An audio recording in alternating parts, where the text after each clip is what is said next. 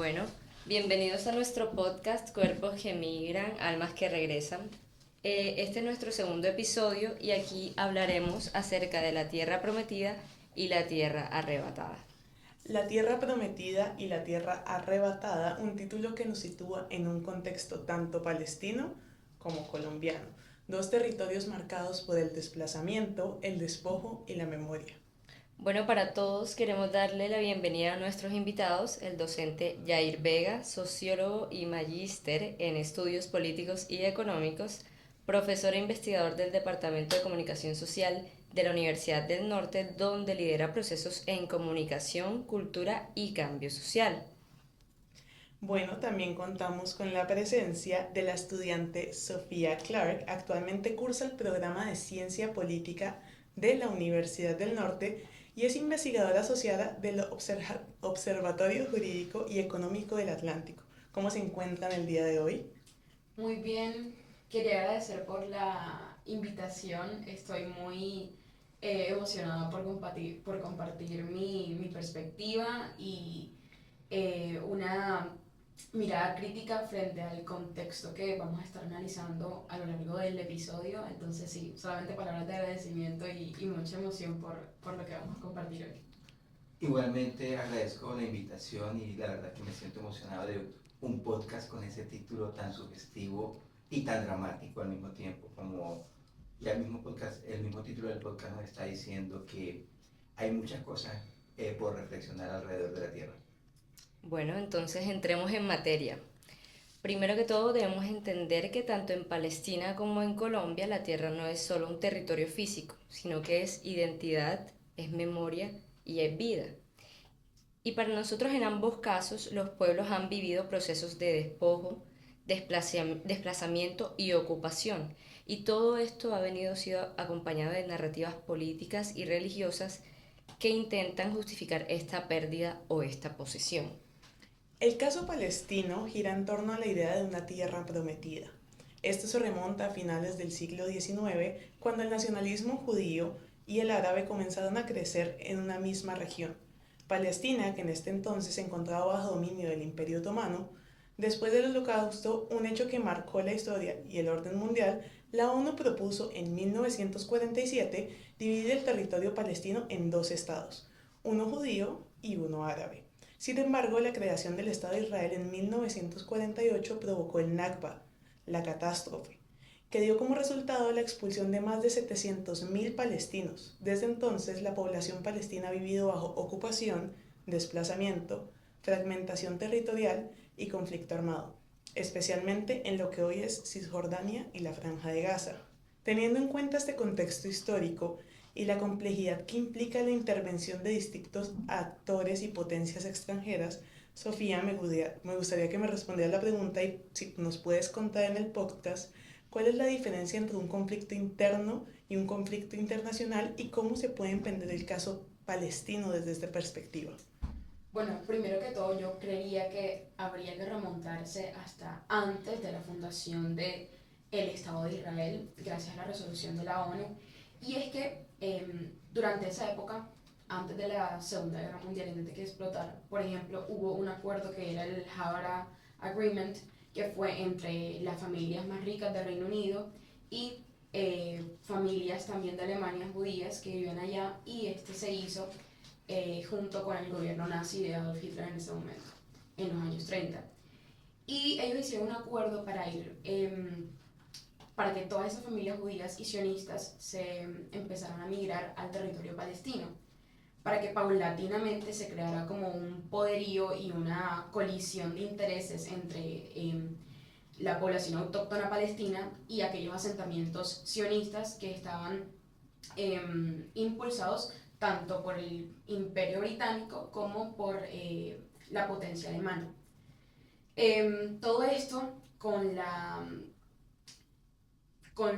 eh, con la razón de que posteriormente incrementara la población sionista dirigida precisamente por esta ideología que no es precisamente religiosa sino política, que pretende básicamente despojar todos los palestinos de su territorio y de su país y finalmente construir el Estado Mayor de Israel, el Gran Israel, que llevan como una insignia en el uniforme de los soldados israelíes en el ejército, y que ese es su gran propósito. Entonces, como tal, ese asentamiento y esa migración no nació de una pura razón humanitaria frente a las poblaciones judías que estaban siendo que estaban puestas en peligro debido al régimen nazi, sino que por el contrario nació desde el siglo XX y que pretendía precisamente construir este Estado de Israel como ente colonial y ocupacionista para controlar y dominar tanto geopolíticamente como económicamente a toda la región de Asia Occidental y África del Norte, o Medio Oriente como lo conocemos ahora. Y en ese sentido, el conflicto interno civil en el territorio de Palestina, que posteriormente fue Israel, se entiende por la colisión de intereses entre potencias extranjeras y las poblaciones palestinas que querían preservar su territorio, y aún teniendo una actitud de bienvenida frente a las poblaciones judías, lastimosamente esos intereses económicos que dirigían el actuar de la migración en el territorio palestino terminó ocasionando todo el despojo sistemático, la masacre sistemática y básicamente el amedrentamiento y la persecución de toda la población palestina. Entonces, el conflicto nacional se tiene que entender a partir de toda esa base material y económica que dirigió esa discusión y esa colisión de intereses entre las dos poblaciones, en donde una no quiere ser ocupada, no quiere ser colonizada, porque saben que los intereses de quien viene a ocupar su tierra son puramente extractivistas y de dominación geopolítica y económica de esa región para el interés económico que debían sacar las potencias que financiaban pues esos asentamientos sionistas. Okay. Bueno, y por este despojo del territorio y por esto que nos comentas, nosotros quisimos hacer esta comparación entre ambas tierras, porque sabemos que como ellos tenían este conflicto interno civil, acá en Colombia también tenemos un conflicto interno. Y por eso en el conflicto armado en Colombia, pues este conflicto surge de la lucha histórica por el control del territorio y el poder político. Lo podemos equiparar con lo que nos estabas comentando. En Colombia este contexto podemos hacerlo en esta línea de tiempo, desde el bipartidismo hasta la violencia, pasando por la época del narcotráfico y el paramilitarismo, donde durante décadas las guerrillas y los paramilitares y grandes hacendados desplazaron a millones de personas, provocando uno de los mayores despojos del continente. Y pues en las cifras vemos que más de 7 millones de colombianos han sido víctimas del desplazamiento forzado. Hemos visto varias respuestas de parte del gobierno y entre estas la ley 1448 de 2011, que buscó reparar y restituir las tierras arrebatadas, aunque su implementación ha sido lenta, tediosa y también ha sido riesgosa. Hoy vemos que hay líderes sociales que siguen siendo amenazados y que los intereses económicos dificultan esta justicia. Por eso hoy esta tierra para nosotros representa tanto el origen del conflicto como la esperanza de una paz que todavía no hemos encontrado, ni en Palestina ni en Colombia. Y por este antecedente histórico y las diferentes heridas que han vivido las víctimas, queremos entender desde un punto de vista profesional, profesor Yair, qué significa para una comunidad ser despojada de su territorio. Sí, el tema del territorio es que nosotros debemos entender que un país como Colombia ha traído diferentes procesos de despojo, digamos que vienen desde la misma conquista, que cuando se da la conquista aquí habían asentamientos de pueblos indígenas que fueron paulatinamente despojados de sus territorios y fueron transculturizados con la religión y con múltiples formas que rompían con la manera de vivir el territorio. O sea, cuando uno habla de la Vía Yala, que era como se llamaba originalmente en América Latina, ya le cambian el nombre. La Vía Yala tenía un sentido muy diferente, pero también todas las prácticas ancestrales de los pueblos originarios tenían una manera de relacionamiento con el territorio no extractivista, sino un relacionamiento con el territorio mucho más en una convivencia donde la tierra es la madre. O sea, de hecho la tierra es la madre para los pueblos indígenas y como madre la tierra se cuida, ¿verdad? Entonces ya cuando viene esta lógica más extractivista de explotación de los recursos, comienza a plantearse una lógica que comienza a romper con estas tradiciones. Pero luego viene la colonia. En la colonia vuelve y se reorganiza nuevamente la tierra. El despojo ya se organiza alrededor de las formas, la mita, por ejemplo, la encomienda, que eran formas a través de los cuales se tomaba a los mismos indígenas que vivían en su territorio y se le entregaban a los encomenderos. Era su propia tierra, pero ahora ya no eran dueños de la tierra y no se relacionaban con esa tierra para ellos, sino que ahora la tierra era de los españoles y ellos eran trabajadores de los españoles en una lógica extractivista, una lógica completamente diferente. Entonces digamos que hay una historia que se va dando allí, llega la esclavitud, llegan los esclavos, también pasa otro tanto igual con la tierra, en unas lógicas que rompen también con otras maneras distintas de vivir la relación con el territorio. Digamos que en la historia más reciente, digámoslo así, desde el siglo XVIII, siglo XIX, comienza la entrega formal de tierras a élites, por ejemplo las fincas de los López en los llanos orientales, muchas de las tierras de Montes de María. Hay varios autores que hacen un análisis de cómo esas tierras fueron entregadas legalmente, que se entregaban como terrenos baldíos, se consideraban baldíos como si fueran de la nación, y se le entregaban a familias pudientes para ser explotados. Es decir, en Colombia el origen de la propiedad de la tierra, aunque no lo quieran vender románticamente, las grandes extensiones de tierras no fueron producto de la acumulación o del trabajo de estas familias.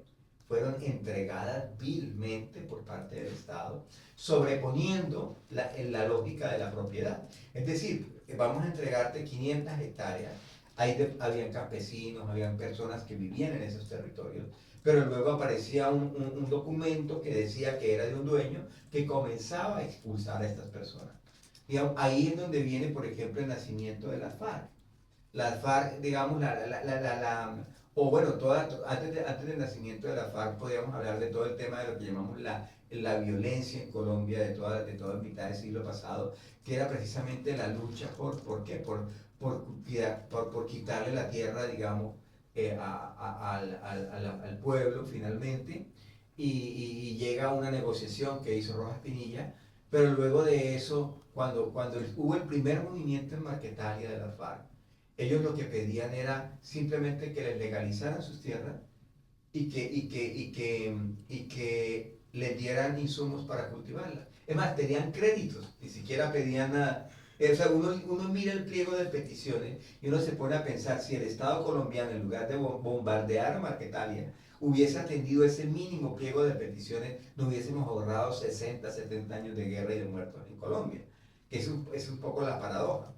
Había habido intentos, como en los 30, con López Pumarejo, cuando se intentó hacer una reforma agraria, pero automáticamente llegaron los conservadores al poder. Todo eso, es decir, ha sido una lucha eterna porque no se le dé la tierra a los campesinos. Digamos que más recientemente, por ejemplo, esto lo estudia Orlando Falborda, sociólogo barranquillero.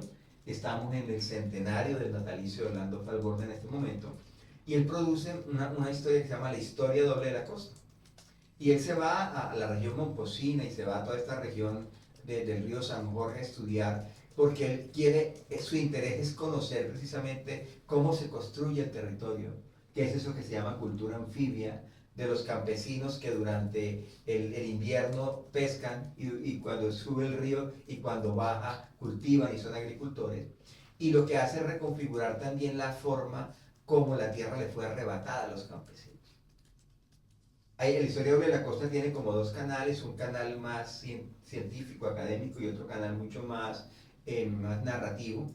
Pero en todo este proceso, Orlando Falborda se lleva un señor que le llaman Chalarca, que es pintor, y él hace unos cómics. Ojalá ustedes pudieran ver estos cómics de Chalarca. Esos cómics son donde se le explica a la gente cómo fueron despojados de su tierra y por qué tienen que organizarse para recuperar su tierra.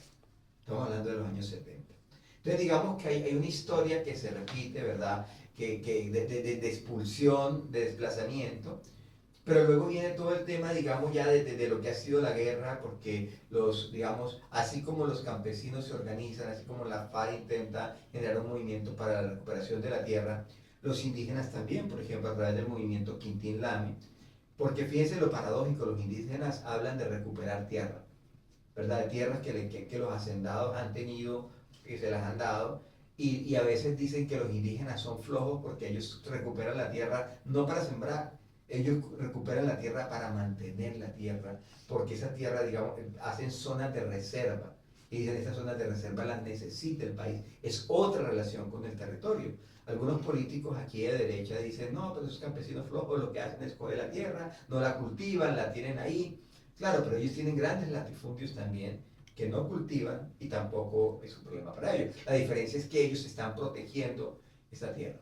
Entonces, siguiendo un poco en esta lógica, digamos que la derecha y los grandes terratenientes comienzan a organizarse también y armarse para mantener el control de la tierra, y realmente toda la guerra se convierte en un negocio, porque finalmente lo que pasa durante todo este tema, digamos, del paramilitarismo sobre todo, es que lo que nace como autodefensa se convierte en paramilitar, es decir, cuando deja de ser autodefensa porque ya no están defendiendo y se convierte en paramilitar porque junto con los paramilitares se convierten en una persecución a los grupos armados y un desplazamiento inimaginable. Entonces, con el desplazamiento lo que hacen es acaparar tierras, comprar tierra. Cuando los desplazados ya se fueron, acaparan las tierras, los que quedan se las compran a un bajo precio, presionándolos para comprar tierra, como pasó y ya está demostrado legalmente aquí en Montes de María, donde han tenido que restituir muchas tierras precisamente por eso. Entonces, la guerra se convirtió en otra manera de despojo de la tierra. Entonces, digamos que, y sobre todo, si ustedes se ponen a ver, este tipo de concentración se da donde hay tierras fértiles, como Montes de María, donde hay tierras que son cultivables y que son apetecidas, que son zonas realmente donde han querido, digamos, hacerlo. Entonces, digamos que el problema de la tierra es algo complejo porque la tierra es identidad, como tú me decías al comienzo cuando me preguntaba. O sea, para una persona que se va desplazada a la ciudad o a algún lugar, esto lo estudiaba Alfredo Correa de Andrés, no es solamente lo que pierde es la tierra, los animales, sino el arraigo, el vecino, la cultura, la tarde hablando, el grito del arriero, la comida que se come de la mata, la conversación de la tarde, la brisa del río. O sea, hay todos unos elementos culturales que son los que hacen que la vida tenga un sentido y sea de una manera. Entonces se pierden muchas cosas. Entonces la tierra es un tema que es mucho más allá de un cerco y mucho más allá de un cultivo, que de pronto así la piensa la agroindustria. Por estos procesos que ha tenido Colombia y toda la resignificación que le hemos querido dar al conflicto, toda la restitución a las personas, tratar de un poco de resarcir todo lo que han sufrido. Colombia ha tenido muchos procesos de despojo y estas personas tal vez se han sentido un poco nostálgicas, no un poco, se han sentido nostálgicas y siempre tienen una añoranza de querer regresar a sus tierras, así como usted me decía que no es solo lo que se pierde, no es solo el terreno, el cultivo, los bienes materiales, sino que también pierden su identidad, su arraigo, porque de ahí son. Entonces, que usted nos diga que este territorio, que ser despojado de un territorio es perder identidad. ¿Cómo puede una comunidad, al volver a su tierra, como lo vemos que están tratando de devolver las tierras acá en Colombia, cómo una comunidad al volver a su tierra puede resignificar su territorio? Porque sabemos que dejaron su territorio, dejaron parte de su identidad, pero al volver tal vez con, se encontraron con, aparte de su territorio, tener que resignificar esto después del conflicto. ¿Cómo pueden hacerlo? Ese es un tema muy fregado porque hay cosas que se rompen fácilmente, pero difícilmente se reconfiguran. Es decir, no es las identidades, los sentidos, no son algo que uno diga, o sea, es fácil devolver un pedazo de tierra. Es fácil decir, coja esta plata para que compre 10 vacas, toma esta plata para que haga una casa. Digamos, eso realmente es fácil. Pero volver a construir ese sentido de comunidad, de tranquilidad, Es decir, es que piensa tú en un campesino que vivía en su casa, con su perro, con su animal, con su vaca, tranquilo en la vida, en la tarde, y de repente un día eso se convierte en un infierno. O sea, volver a esa sensación es muy complejo. Mira, yo estaba en alguna oportunidad en el Festival de Cine de Montes de María. A veces he ido varias veces y de hace más de 20 años tengo una relación fascinante con ella, con Soraya, con ella, con Beatriz. Y hice un taller con niños y niñas que habían hecho unas producciones sobre el territorio. Allá hacen talleres y hemos ido con el colaboratorio Huizquiaguaja a trabajar en eso allá. Y entonces yo hice un taller sobre qué significaba para ellos haber hecho la producción audiovisual. Y ellos fueron e hicieron diferentes cortos y eso. Y una niña dijo, para mí significó volver al pedazo de tierra donde pudieron desplazar. Y ella mostraba unas imágenes de pedazos de ventanas, de cosas que había ahí en donde había sido su casa. Y ella decía, yo volví allá, o sea, y eso o sea, es fuerte, o sea, yo recuerdo la imagen y me impacta porque es eso, o sea, esta fue mi ventana donde yo me asomaba, este es como, ya tú ves allí, entonces claro, volver a reconstruir es un reto, yo creo que el parte de la dificultad que tenemos nosotros a veces es invertir en la reconstrucción simbólica, porque nosotros podemos reconfigurar y eso era un poco lo que, las cosas que del legado de Alfredo Correa Andrés, que fue mi profesor y que siempre lo reivindico, el señor por el cual tenemos esta casa de estudio que se llama Alfredo Correa Andrés. Yo hice una compilación de textos sobre la obra de Alfredo que está aquí en Kilómetro 5. Y el legado es que él hablaba de ese patrimonio que se pierde, que es simbólico, cultural, más sociológico y no tanto físico. Entonces yo creo que a nosotros nos hace mucha falta en Colombia invertir en eso. Yo creo que la recuperación de la memoria nos está ayudando mucho a entender, digamos, el terror de la guerra para que no se repita. Pero más allá deberíamos trascender a construir el sentido del futuro, que es donde tenemos más retos. Porque aún, digamos, estamos en un país bastante polarizado. A nosotros nos hace falta asimilar todo eso para poder llegar a un momento determinado a sentir la tranquilidad de estar en un territorio. Entonces yo creo que por eso hacemos cosas como lo de romper el silencio. Ustedes ya conocieron esta estrategia en la cual yo estaba trabajando, este tema de audiovisuales, de historias, que nos ayuden como a pasar, porque yo creo que tú también estuviste en una de las presentaciones de romper el silencio.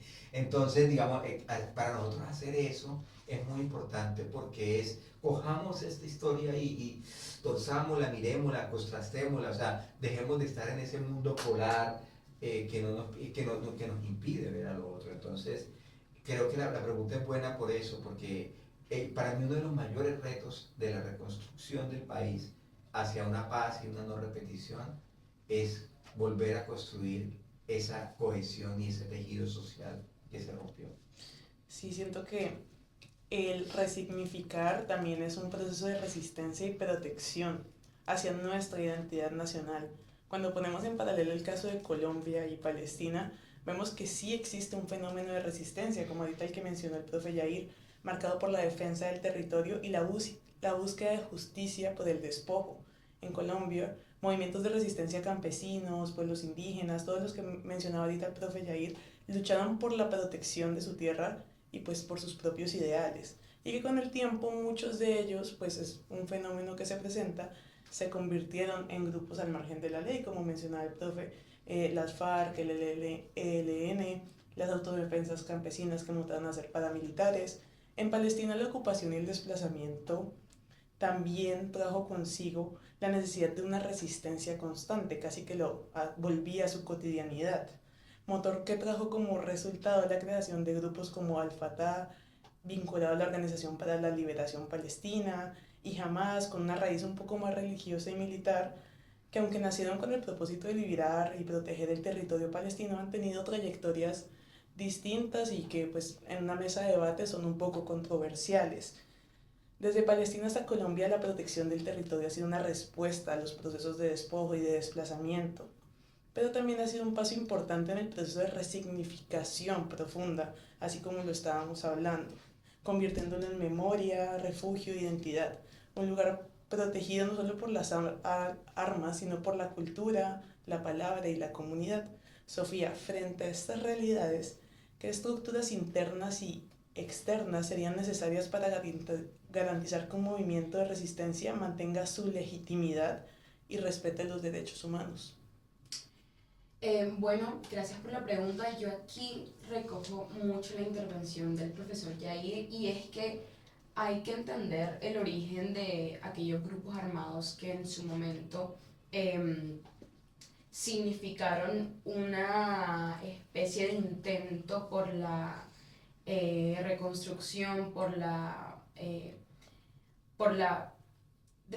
de pronto reconfigurar esa estructura de poder que por tanto tiempo y que históricamente han oprimido a aquellos pueblos que han sido despojados de su territorio y que por lo tanto tenían como propósito resistir militarmente esencialmente, porque esa era la respuesta que les estaba dando pues aquel establecimiento que permitía actuaciones ocupacionistas y colonizadoras y extractivistas.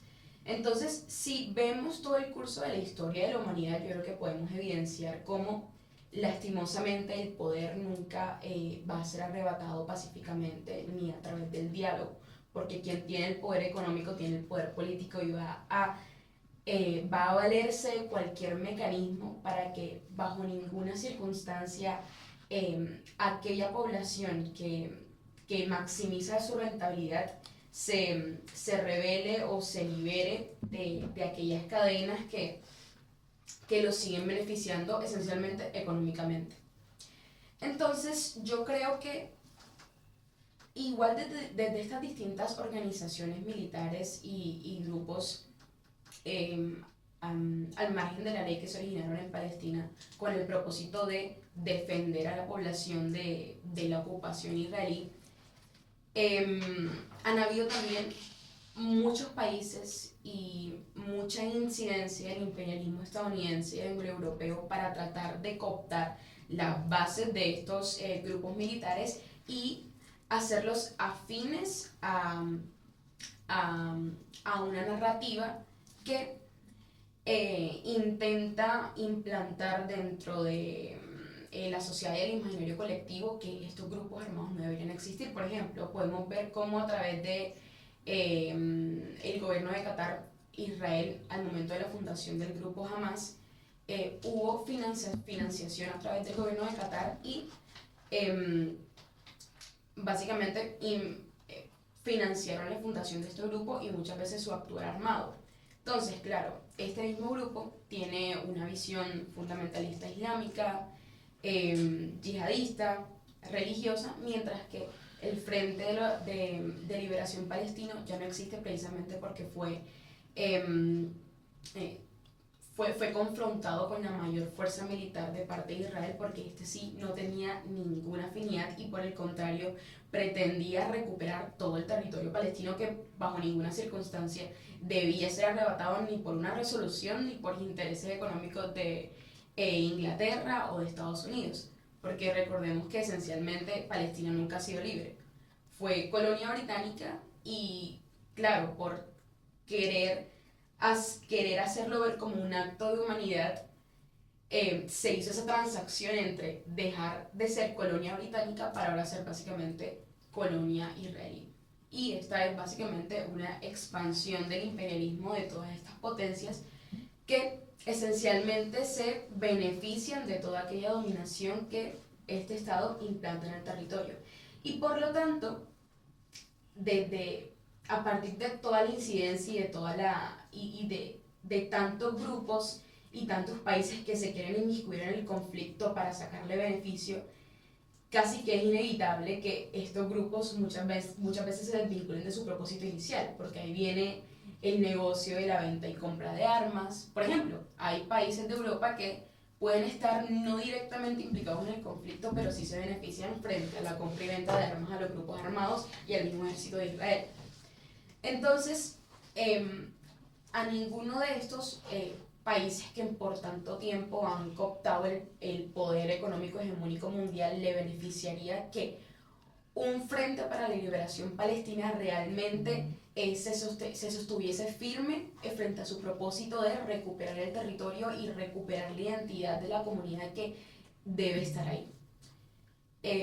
Y por eso entra toda aquella incidencia a estos grupos armados. Entonces yo creo que en este contexto lo que de pronto debería considerarse es que muchas veces hay que asumir aquellos elementos reaccionarios de los grupos militares que significan la resistencia para que en algún momento cuando la condición o el contexto material cambie, ese mismo grupo que significaba la resistencia y que ahora quiere de pronto ser el gobierno de un territorio, cambie su perspectiva frente a cómo debe ser esto organizado. Pero mientras que no se ha recuperado, mientras que intereses económicos estén colisionando, no podemos esperar que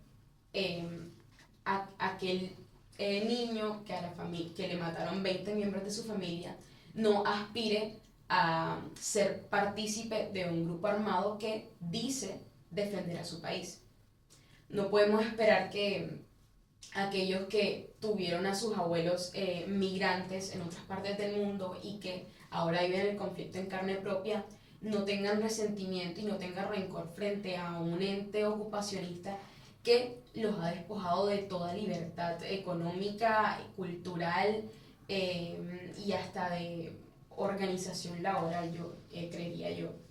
Entonces, creo que aquí lo importante es que aquellos países del mundo que han enfrentado esa misma lógica imperialista y orden mundial que pretende extraer sus recursos y explotar su mano de obra barata y su materia prima, deberían aliarse y unir fuerzas para cimentar la base y el propósito de aquellos grupos que dicen ser la resistencia militar.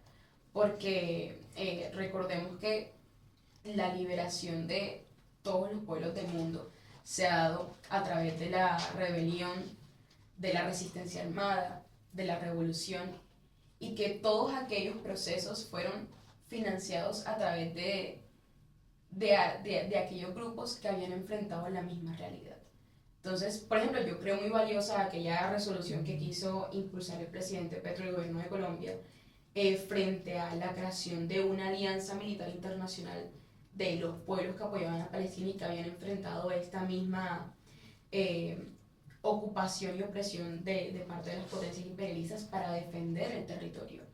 Porque es que aquel grupo armado que ve que no tiene financiación, ve que no puede más enfrentar a aquel ejército más poderoso del mundo, muchísimas veces estará desvinculándose de la tarea que en algún momento le dio origen. Entonces creo que aquí la respuesta está en la cooperación internacional de aquellos países que de una forma u otra han enfrentado la misma problemática perpetrada por esa misma ordenanza imperial que ahora mismo aqueja el territorio de Palestina, pero que la podemos evidenciar en casi que cualquier parte del mundo o esencialmente los territorios del sur global. No, que escuchándote sobre lo que estabas mencionando, pensaba también, y pensando en el tema de memoria y cultura, que una cosa es la memoria histórica y cultural de identidad sobre el territorio, y otra cosa es la instrumentalización de la memoria y la cultura, como en el caso del Medio Oriente. Es decir, es cómo mover un pueblo desde la religión, desde la historia, es la narrativa para odiar a otro pueblo, ¿verdad? Porque entonces finalmente se manipula el sentido mismo de la identidad, se manipula el sentido mismo de la misión como pueblo, ¿verdad? Para llevarlo a ser cómplice de otro holocausto. Entonces yo creo que el tema de la cultura y de la identidad es tan complejo como diverso. O sea, nosotros no podemos tampoco romantizarlo, sino que es un ámbito de disputa. De hecho, en Colombia también, por ejemplo, hay una gran disputa alrededor de la historia. Hay gente que dice hoy en día que lo falso positivo no es cierto, que la masacre de la UP no fue cierta, pero solamente para mirar alrededor de este tema de la tierra, un historiador acá del Caribe, en un boletín bibliográfico del Banco de la República, sacó un artículo sobre historia del Caribe donde decía que la masacre de las bananeras era un invento de Gabriel García Márquez, 100 años de soledad. Entonces lo decía y lo afirmaba categóricamente. Entonces otro historiador, Renan Vega, que es más una perspectiva marxista, él hace un estudio sobre los movimientos sociales en los años 20 para poder mostrar cómo el hecho de la masacre de las bananeras no era un hecho aislado, sino que hacía parte de una cantidad de movimientos sociales y que no fue un invento, sino que era un tema que hacía parte de una historia. Porque claro, hay una idea de posicionar siempre como el empresariado, como el motor del desarrollo, ¿verdad? Cuando nosotros sabemos que son las luchas sociales las que han permitido que se democratice el valor y se democratice el acceso. O sea, si no hubiese luchas sociales habría mucho más concentración de tierra y de todo. Entonces es como una lucha de narrativa, lo mismo sucede en Medio Oriente. Entonces, de alguna u otra manera, eso es importante para tenerlo en cuenta porque, claro, cualquiera puede casarse con una de esas narrativas dominantes y simplemente... es decir, una cosa es tomar una narrativa dominante y te sigo también, Sofía, sí. Te sigo en lo que tú decías, coger una narrativa dominante, una narrativa cultural para convertirlo en algo hegemónico, ¿verdad? Y lo otro es la narrativa desde realmente la identidad y la historia que se convierte en revolución, digamos, porque finalmente lo que tú señalas es que nunca ha cambiado una situación de dominación por la buena voluntad de quien domina. O sea, la historia es la historia de la revolución y las guerras. O sea, la independencia de Colombia, la independencia de Francia, o sea, es decir, la revolución francesa. Siempre hay una revolución, o sea, no. Y eso hay autoras como Chantal Mouffe que reconocen que eso es un derecho y que es la posibilidad de cambio cuando no hay transigencia del poder.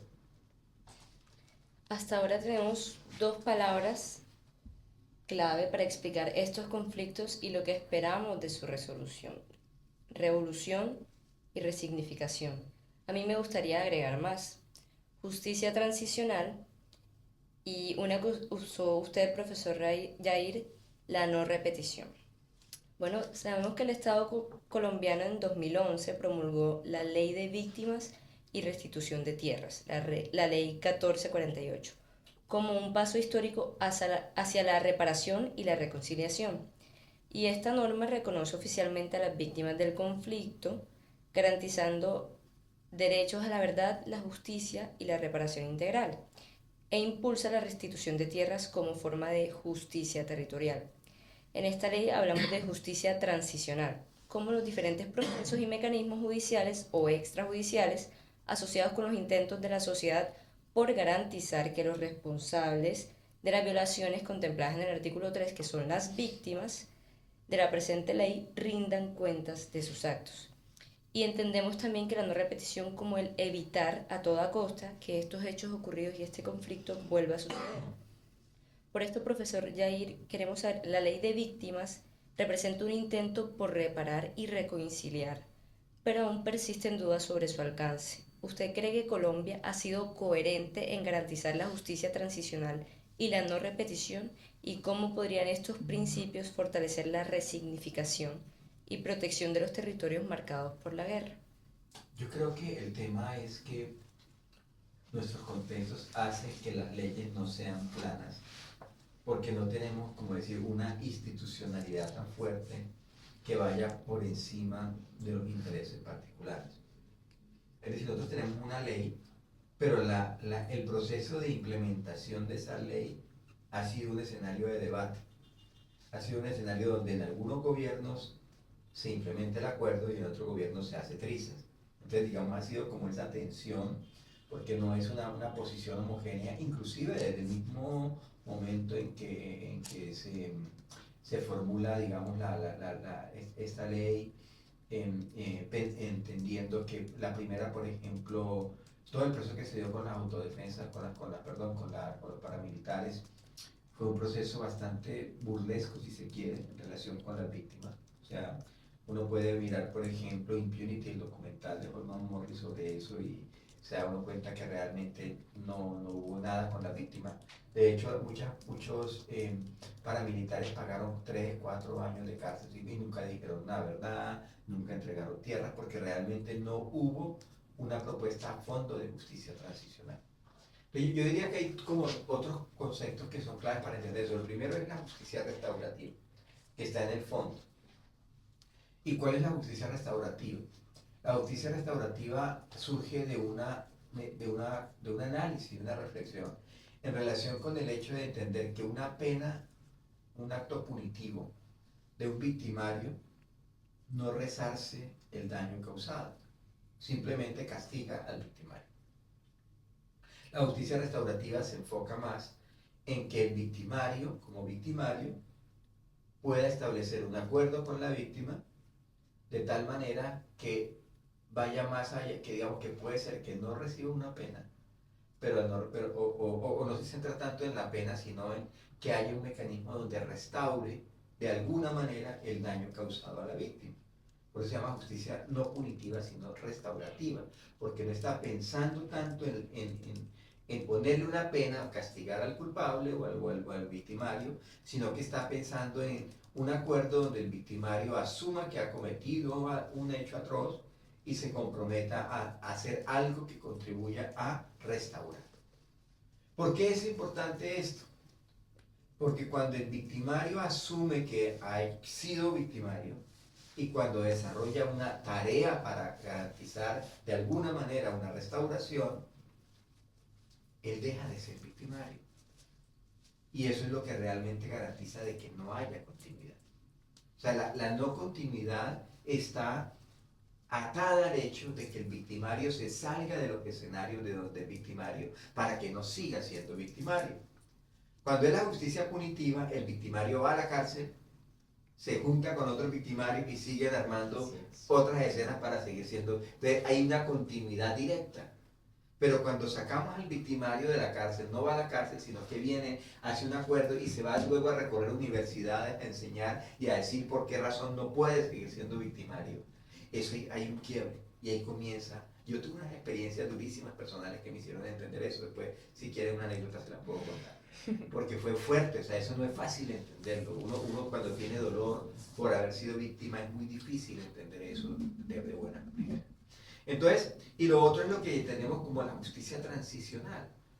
Es decir, la justicia transicional es de transición de un momento en específico para poder resolver un conflicto. Yo sé que tú nunca te vas a entregar, yo sé que tú nunca vas a hacer esto, yo sé que nunca te vas a poder meter a la cárcel. Entonces yo creo un espacio donde te digo, listo, tú no vas a tener una pena, pero si tú restauras y tú haces eso durante este periodo, puedes hacer el tránsito hacia la civilidad. ¿Ya? Y entonces eso nos permite resolver, la justicia transicional nos permite resolver circunstancias que la guerra no ha permitido resolver, porque es infinita la guerra. Y entonces para parar una guerra necesitamos una forma de justicia como ha sucedido en Sudáfrica, como ha sucedido en otros lugares, para hacer un momento de pare, no es borrón y cuenta nueva, sino hagamos un momento de pare donde hagamos una cantidad de reconocimientos que nos permitan pasar a otro lado, transitar a otro lado. Entonces es un momento, por eso es una justicia especial para la paz. Es especial de un momento de tránsito, donde dejamos de ser punitivos y somos restaurativos para poder dar ese paso. Entonces yo creo que entender eso, mira, parecería fácil, yo lo explico, pero cuando yo pienso en los momentos que me permitieron entender esto, yo digo, no es tan fácil entender.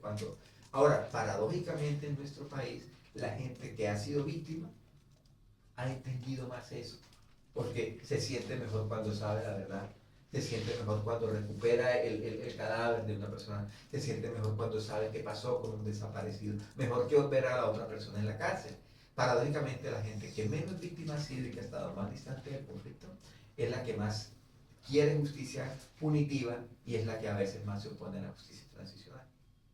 Me parece muy interesante, retomando pues el concepto de no repetición y el concepto de justicia restaurativa que nos acaba de mencionar el profe Yair.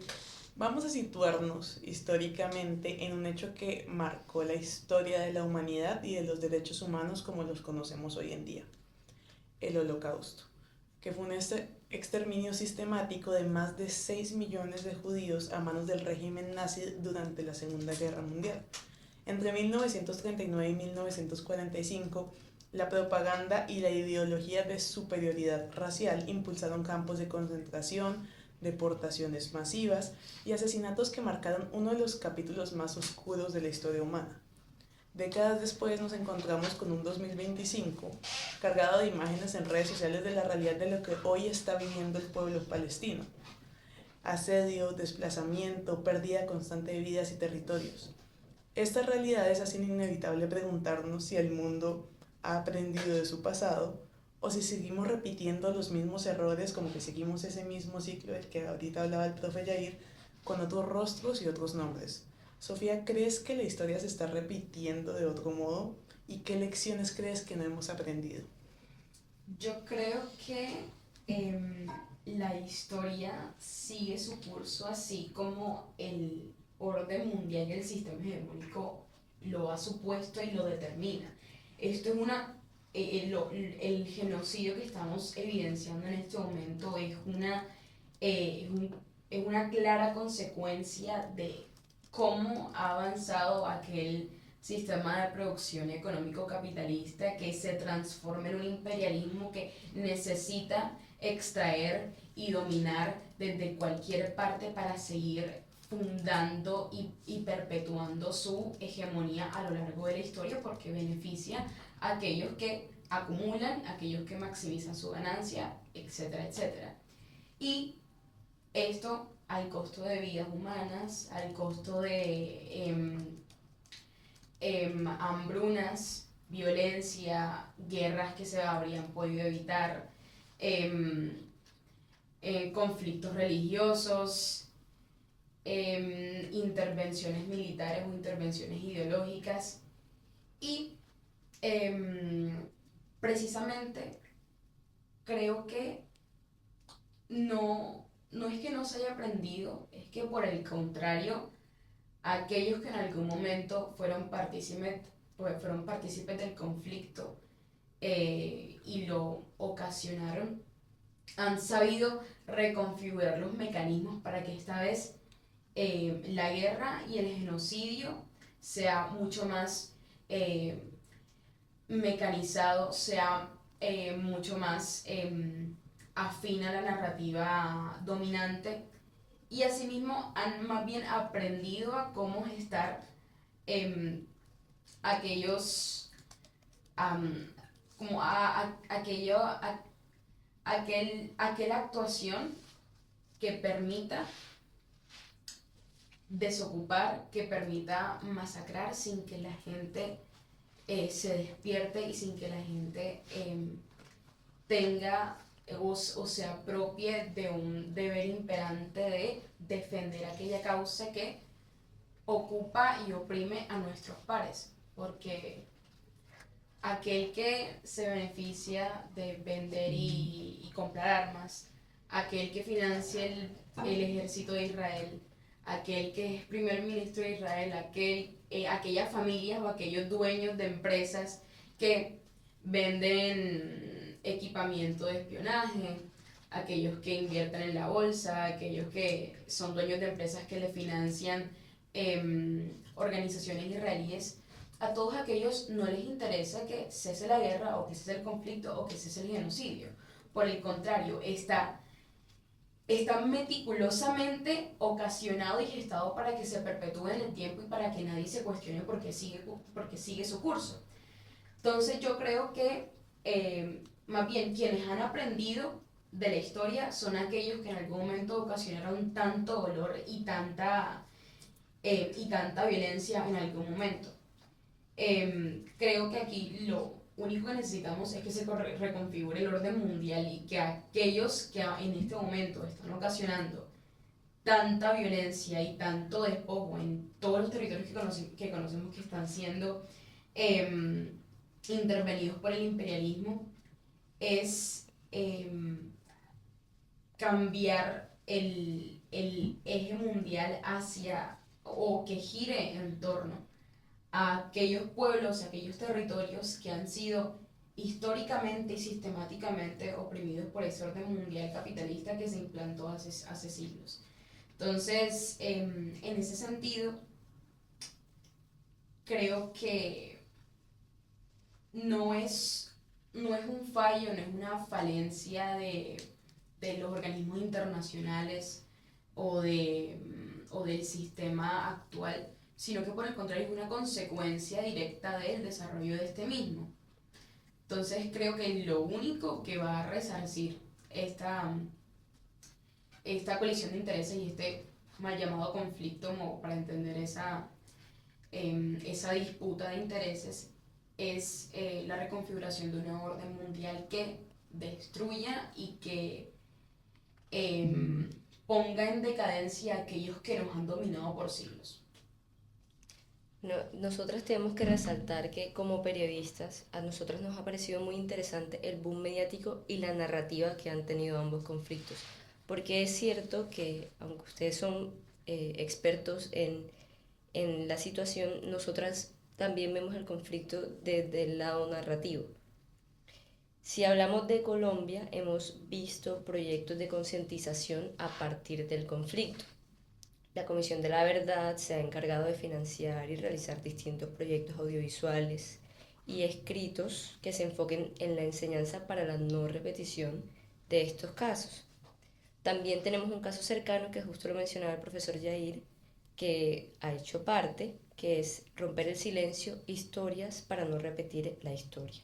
Bueno, este es un proyecto transmedia que ha usado distintas plataformas para enseñar didácticamente acerca del conflicto. Ya con respecto al caso palestino, hemos sido testigos de una creciente como movilización, resistencia y visibilización a nivel global.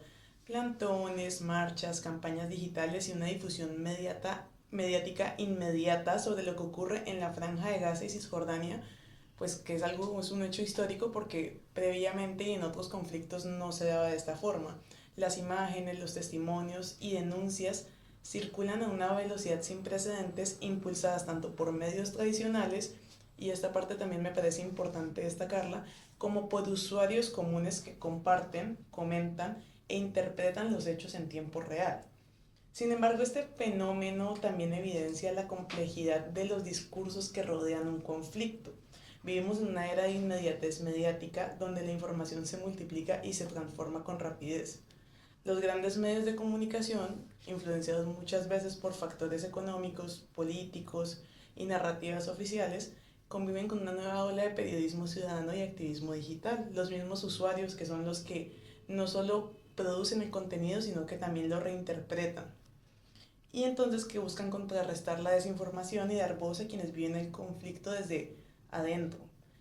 Este entrecruce de voces, versiones y perspectivas no solo configura la manera en la que el mundo percibe la causa palestina o el conflicto colombiano, sino que también nos invita a reflexionar sobre el poder y la responsabilidad que tienen los medios y las redes sociales sobre la construcción de una memoria y la empatía global. Por esto, de acuerdo al manejo de los medios de comunicación, para nuestros dos invitados me gustaría preguntarles ¿cómo cambiaría la narrativa pública sobre las víctimas en el conflicto con la promulgación de este tipo? Yo es que vuelvo y me conecto con lo que decía Sofía ahorita y con la pregunta que hacía anterior a esta, y es que a veces es muy difícil ser optimista, ¿no? Yo estaba escuchando que día una entrevista de Rita Segato, y Rita decía, me declaro exhumana. O sea, como renuncio a mi condición de humana después de ver este holocausto. ¿Ya? Y me parece interesante mirarlo. O sea, yo realmente no creo que haya que esperar un futuro de la humanidad. No hay que esperar, o sea, no esperemos que la humanidad vaya hacia un lugar en el cual vayamos a ser mejores. Por eso hay que hacer la revolución. Es decir, por eso lo que no hagamos hoy, nosotros no va a pasar. O sea, los que realmente creemos en la vida, creemos en la dignidad, creemos en esto, nos toca movernos porque no va a pasar por la humanidad por sí sola. Entonces sí toca moverse porque finalmente no va a suceder que la gente hegemónica un día diga no vamos a hacer más daño, ni que un orden mundial diga vamos a acabar con los que cogen para acumular riqueza en la lógica del capital y de la explotación. O sea, eso no va a pasar en buen día. Entonces, es tenaz, o sea, si no nos movemos, pues no sucede nada. Y lo mismo pasa con las narrativas, o sea, volviendo a todo este tema. El tema, y ahí es donde viene precisamente, también escuchaba a Sofía sobre eso, es que es la manipulación de la narrativa siempre.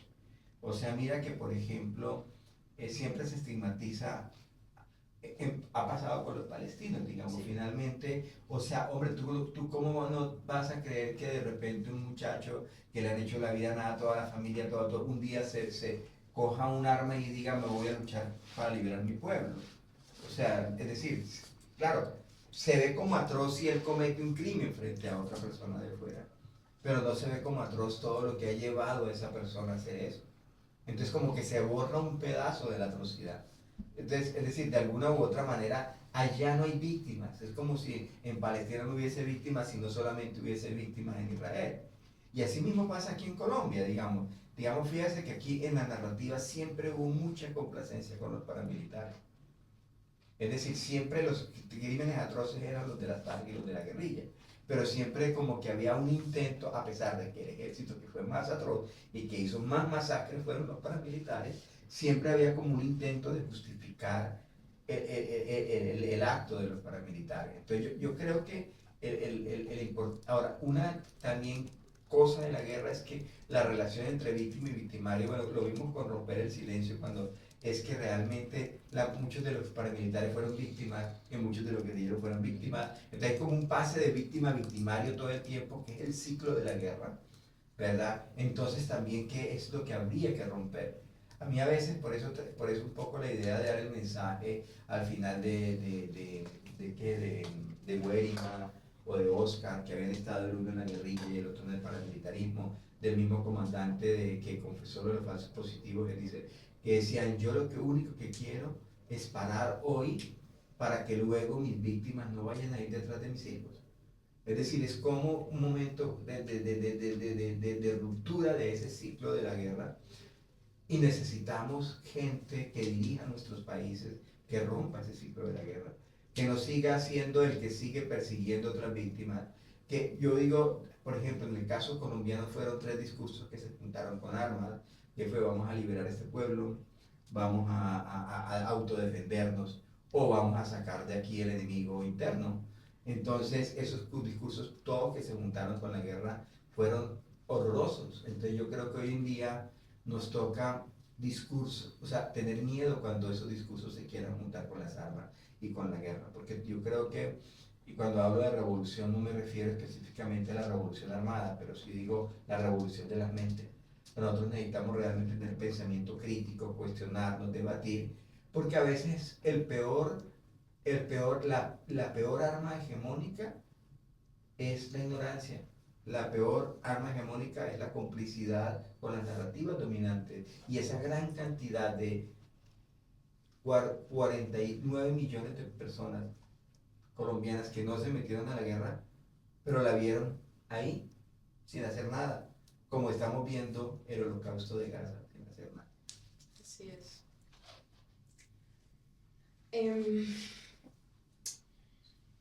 Bueno, yo diría que ese terreno de disputa ideológica nace a partir de cómo el conflicto puede perpetuarse mientras que tú mantengas a la gente indiferente, a la gente distante y aislada de algo que en un primer momento piensan que no es su asunto. Pero recordemos que, ya remitiéndome, por ejemplo, a la situación de Gaza, lo único que nos separa de estar en la franja o ser víctimas de todas las atrocidades que comete Israel es pura suerte geográfica, que nacimos en Colombia y en este momento no nos ha tocado. Pero, por ejemplo, si hubiésemos vivido en la época de la violencia, estaríamos viviendo casi que lo mismo. O si, por ejemplo, hubiésemos vivido en Chile, cuando hubo la intervención militar de Estados Unidos financiada por ellos y se implantó la dictadura militar porque era un gobierno alternativo que no se ajustaba a los intereses del imperio. Entonces yo creo que aquello que debe juntarnos es precisamente ese enemigo común que por tanto tiempo la historia nos ha demostrado que siempre va a dirigirse a nosotros para beneficiarse de nuestra tierra, de nuestro territorio y de nuestra gente. Y que bajo ninguna circunstancia va a abandonar el poder por voluntad, porque es que uno no puede jugar a disputarse el poder con las reglas de quien tiene el poder o de quien nos oprime precisamente. Y lastimosamente esa narrativa dominante, como lo decía Marx, aquellas ideas dominantes del momento son de la clase dominante del momento y son quienes las perpetúan y son las que tienen todos los mecanismos y todas las maquinarias para implantarla en el imaginario colectivo y en la sociedad mundial. Entonces, en ese sentido, yo creo que nosotros como resistencia de alguna forma, que hemos despertado frente a la atrocidad, frente al horror de la violencia en tantos territorios y en el nuestro mismo, tenemos un deber cultural, crítico e ideológico frente a aquellos que no les ha sido posible tomar partido de aquello que sucede en otras zonas del mundo. Y eso puede ocurrir a través precisamente de la difusión masiva, de la visibilización de las imágenes, de contar la historia, porque hay mucha gente que adopta la narrativa dominante precisamente porque nunca ha leído de cómo se originó el Estado de Israel o de cuáles fueron los causantes o de por qué existen en Palestina y por qué mejor Estados Unidos no les cedió un territorio si tanto querían que los judíos tuvieran un territorio, por ejemplo. Y cuando no se conoce, no se tiene una perspectiva crítica y de pronto de cuestionamiento frente a lo que nos dicen los medios masivos, porque es que precisamente como el terreno mediático es un terreno de disputa tan importante para quien oprime y para quien domina, hay muchos mecanismos de financiamiento y de incidencia ideológica que permiten que la gente piense que eso no es asunto mío, que eso lo arreglen allá, que eso es una disputa religiosa y que gane quien tenga que ganar. Entonces, nosotros tenemos un deber para con los que de alguna forma se han desentendido o desconocen de la situación, no por voluntad, sino porque asimismo la materialidad lo define. Esta superestructura ideológica que origina la institucionalidad y el establecimiento de la lógica dominante parte de una base material que de aquellos que oprimen se benefician de nosotros que históricamente hemos sido sobreexplotados, ocupados, colonizados y que esa misma lógica de dominación se va transformando en el tiempo y los terrenos de disputa se desarrollan en el tiempo y ahora mismo el mediático es uno de los más importantes y por eso es que debemos hacer la lucha tanto en las calles, tanto ideológicamente y en las redes sociales y en todos los medios de comunicación porque es la única forma de que podemos despertar la conciencia y asimismo se puede gestar un movimiento revolucionario y de resistencia. Bueno, ya nos estamos acercando al fin de nuestro segundo episodio. Queremos agradecerles al profesor Yair y a Sofía por su participación en nuestro podcast Cuerpos que Migran, Almas que Regresan. Este nombre para nosotros significa mucho porque en nuestro caso los cuerpos que migran son aquellos que por motivos de fuerza mayor, como lo es el conflicto, tuvieron que salir de su hogar. Y las almas que regresan son esas almas que con añoranza y memoria desean volver a ese hogar que les fue arrebatado. Y creo que este episodio nos deja con una enseñanza muy allegada al significado de nuestro nombre. Al entender la memoria como forma de resistencia, el retorno como proceso de dignidad, la justicia restaurativa y el aprendizaje de lecciones como evolución de humanidad. Claro, y al final, tanto en Colombia como en Palestina, la tierra sigue esperando a sus hijos. Entonces les queremos agradecer por su participación. Esto, más que un proyecto transmedia, lo vemos como un espacio y como un lugar seguro para aquellos migrantes que han hecho parte de un conflicto, que entiendan que no han sido olvidados y aunque nosotros no tengamos acceso directo a ellos inicialmente, esta es una forma de hacer este primer acercamiento y apoyar y concientizar a los oyentes intentando contar una historia y una narrativa desde otro punto de vista. Les damos unas gracias a todas las personas que nos escucharon y que nos acompañaron en este ejercicio de diálogo. Espacios como este nos permiten resaltar la importancia de escuchar, comprender y cuestionar. Como ciudadanos colombianos y del mundo tenemos la responsabilidad de mantenernos informados, solidarios y conscientes de las realidades que atraviesan otros pueblos. Cada conversación nos acerca un poco más a la empatía y al compromiso con la verdad. Somos cuerpos que migran. Almas que regresan. Muchas gracias. Gracias. Gracias a ustedes.